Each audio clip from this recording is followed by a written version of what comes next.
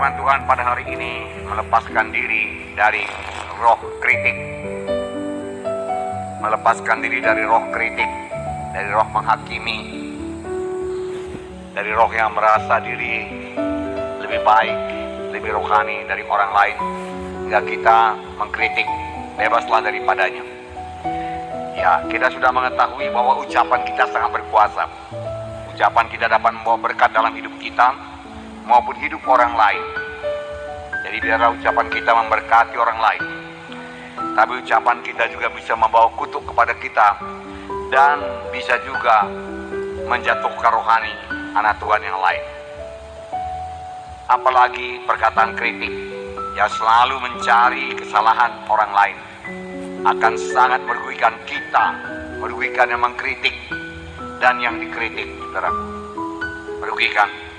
Bagi yang mengkritik, dia akan kehilangan visi daripada Tuhan, kehilangan wahyu daripada Tuhan, kehilangan persekutuan yang intim dengan Tuhan, saudara. Karena hatinya sudah dipenuhi dengan kebenaran diri sendiri dan selalu mengkritik. Banyak anak Tuhan yang hidupnya selalu mencari kesalahan orang lain. Saya pun heran mengapa dia mencari kesalahan orang lain, bukan mencari kebaikan orang lain, tapi selalu mencari kesalahan orang lain, kemudian menghakiminya. Dan ada juga yang mengatakan menengkingnya. Dia lebih fokus kepada keburukan orang lain daripada kebaikannya, padahal orang tersebut punya kebaikan-kebaikan juga, tapi sama sekali dia tidak lihat. Yang dia lihat hanya keburukan orang tersebut, kejelekan orang tersebut, kesalahan orang tersebut saja, saudaraku. Dia memang mempunyai kebiasaan untuk melihat hal-hal yang negatif, hal yang buruk atau jelek, menunjuk kekurangan orang lain selalu.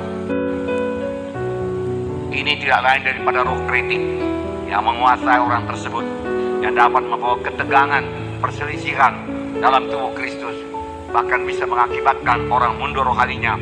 Lebih jauh lagi bisa mengakibatkan perpecahan dalam tubuh Kristus.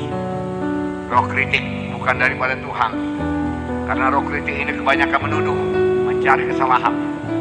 Tentunya saja berasal dari musuh kita, yaitu setan yang selalu menuduh dan mencari-cari kesalahan, yang memakai manusia lama kita, dan kita selalu mencari kesalahan orang lain, kekurangan orang lain, bukan kebaikan orang lain, saudaraku. Oleh sebab itu firman Tuhan mengingatkan kita untuk senantiasa tidak mementingkan diri sendiri, selalu rendah hati dan lembut hati, dan menganggap orang lain lebih utama dari diri kita sendiri. Anggap orang lain lebih utama, anggap orang lain lebih rohani dari kita, anggap orang lain lebih mengerti daripada kita. Kita bisa dibentuk menjadi seperti Yesus. Kita bisa dibentuk menjadi orang yang berbelas kasihan, menjadi orang yang rendah hati dan lembut hati, saudaraku.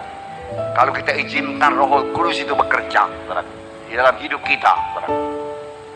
Nah, saudaraku yang kasih dalam nama Yesus, yang kita memiliki hati yang rendah, saudaraku, lemah lembut seperti Yesus, saudaraku. Dalam hidup kita kemanapun kita pergi, kita akan menunjukkan kasih Tuhan dan kebaikan Tuhan kepada orang lain yang, saudaraku, punya kesempatan yang besar untuk membawa orang lain tersebut kepada keselamatan, dengan tidak mencari kepentingan diri sendiri dan menganggap orang lain lebih utama daripada kita. Kita mencegah terjadinya ketegangan dan perselisihan dalam tubuh Kristus, karena dengan sendirinya kita akan mau mengalah, mau memberkati, mau mengasihi, saudara. Haleluya, saudara. Nah, itu sebabnya ayat ini mengatakan, hendaklah kita menaruh pikiran dan perasaan yang terdapat dalam Kristus Yesus, dan menganggap orang lain lebih baik daripada kita, dan lebih mementingkan orang lain daripada kepentingan kita sendiri, dan tidak melakukan sesuatu atau mengucapkan sesuatu yang berasal daripada kesombongan kita. Nah, saudara, sadari dan bersikap, saudara.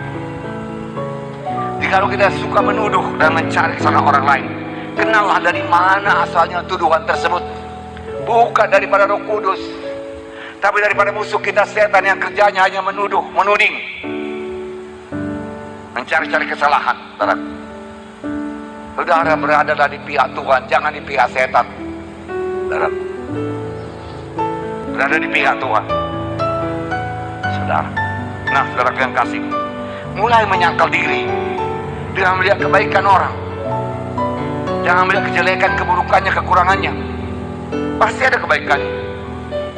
Amin, saudara. Puji dia, maka dia akan bertambah bersemangat, saudaraku, berbuat baik, saudaraku. Dan akan dia berbuat baik pada saudara.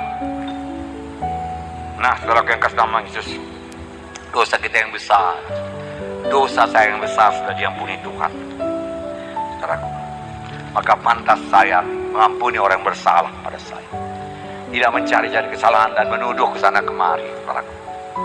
Pada waktu kelak kita menghadap Tuhan, saudaraku, dan Tuhan bertanya kepada kita, apakah yang kau buat dengan waktu, dengan tahun-tahun yang kau berikan dalam hidupmu sesudah engkau selamat?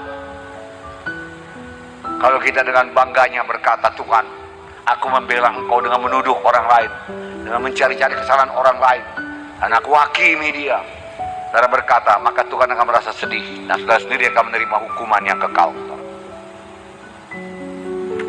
Parah roh kritik ini. Saudara yang kasih dalam nama Yesus, terimalah bentukan Tuhan dalam hidup saudara. Terima pekerjaan Roh Kudus, selalu rendah hati, mengaku dosa, maka Roh Kudus akan memberikan buah roh kepada saudara. Kasih, sukacita, damai sejahtera, kesabaran, kemurahan, kebaikan, kesetiaan, kelemah lembutan, penguasaan diri. Itu akan jadi karena roh itu memberikan buahnya dalam saudara, supaya saudara berikan Roh Kudus bebas bekerja dalam saudara. Marilah kita berhati-hati dengan ucapan kita, karena firman Tuhan berkata, dari setiap perkataan sia-sia yang kita ucapkan, Tuhan akan minta pertanggungjawab kita pada hari penghakiman. Kenapa kau ucapkan demikian? Ini tertulis dalam Matius 12:37-36. Tetapi aku berkata kepadamu, setiap kata sia-sia yang diucapkan orang harus dipertanggungjawabkannya pada hari penghakiman.